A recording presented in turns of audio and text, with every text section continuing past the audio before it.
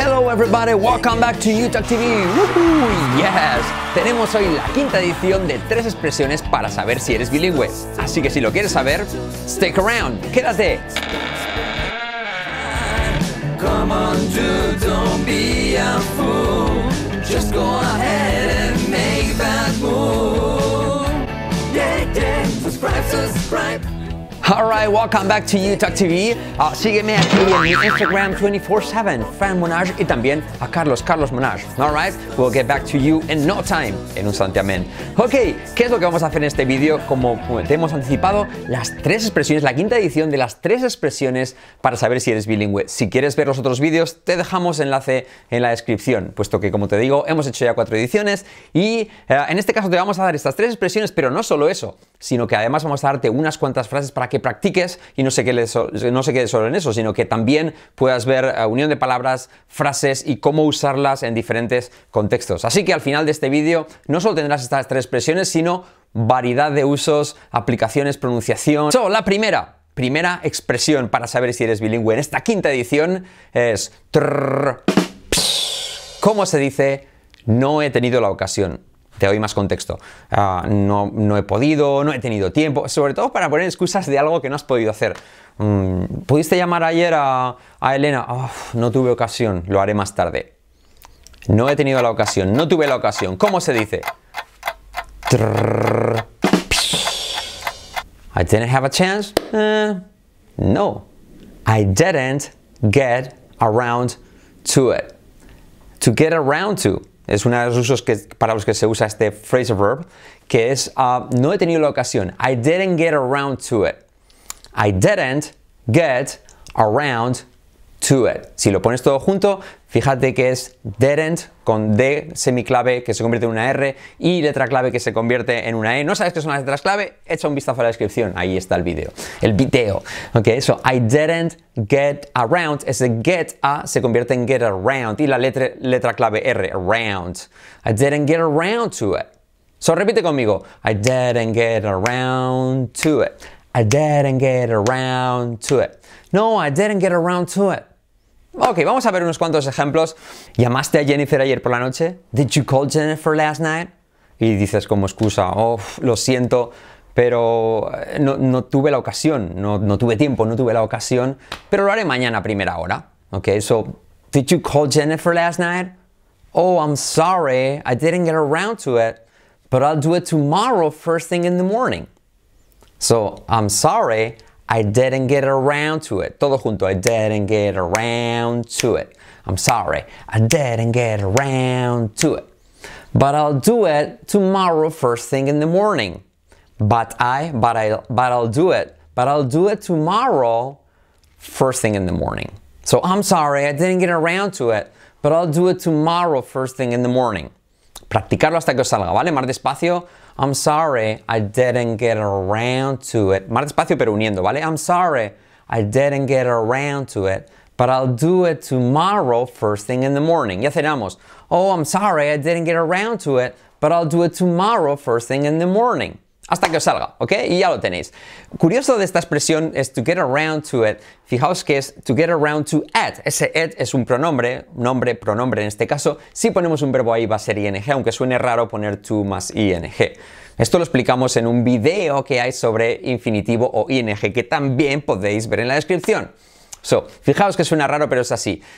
No he tenido la ocasión de hacerlo. I didn't get around to doing it. ¿Sí? I didn't get around to doing it. Oh, I'm sorry, I didn't get around to doing it. No he tenido la ocasión de llamarla o de llamarle a ella. I didn't get around to calling her. I didn't get around to calling her. Podemos saltar la H. Oh, I'm sorry, I didn't get around to calling her. I didn't get around to calling her. Incluso el to se puede hacer como una R suave, letra semiclave. I didn't get around to calling her.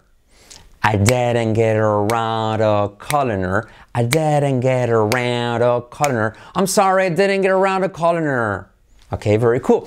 Otra expresión para saber si eres bilingüe. Más que una expresión es, no sé, es como una frase que es un poco, it's a little bit tricky. So let's see. ¿Cómo dirías, desmóntalo y vuélvelo a montar? All right, con lo fácil que es desmontarlo, ¿cómo se monta otra vez? Take it apart and put it back together. Take it apart and then put it back together. Take it, no take it, sino take it apart, letra clave R, and then, letra semiclave TH, put it, letra semiclave T como R suave y como E, put it, no put it back together, no, put it back together. So come on, take it apart and then put it back together. So repeat after me. Come on, take it apart and then, semiclave TH, then put it back together. Alright, vamos a verlo practicando con unas frases. Tendrás que desmontar el motor y luego montarlo de nuevo. ¿Cómo se dirá eso? You'll have to take apart the engine and then put it back together. Alright, o también puedes decir you'll have to take the engine apart, como quieras, ¿vale? Puedes usar las dos. Take the engine apart o take apart the engine. So you have to take the engine apart and then put it back together. Engine, no engine, sino engine. Con letra clave G, June, July, jacket, engine. Y letra clave I como engine. Que lo engine, que está montando jaleo, engine. So you have to take apart the engine and then put it back together. All right. Otro ejemplo, fijaos, yo sé cómo desmontar las cosas, pero después normalmente me cuesta un montón volverlas a montar, ¿sí? ¿Verdad? Es fácil desmontar cualquier cacharro que tengamos por ahí, ¿verdad? Pero después volverlo a montar nos cuesta. Pues fijaos, I know how to take things apart, but then I usually have a hard time putting them back together.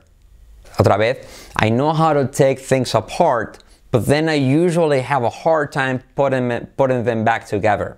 Putting them se puede contraer en putting them. Con la TH nos la saltamos.